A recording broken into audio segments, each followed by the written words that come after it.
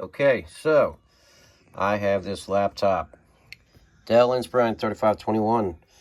I shut a spiral notebook in this laptop, and it made some marks, unfortunately, here and here. Now, don't ask me how, but there were more.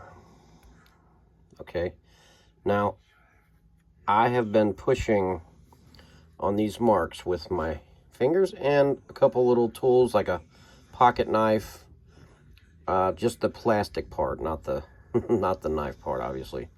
But I've been pushing these down and off of the screen, and lo and behold, they are disappearing, guys. I don't know how it's happening. I don't know if this is, just plasma pushing through.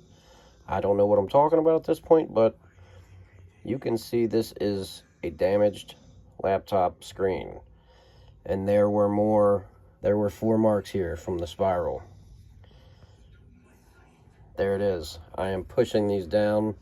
I'll make a part 2 to show you what they're actually doing and the the aftermath, but there you have it.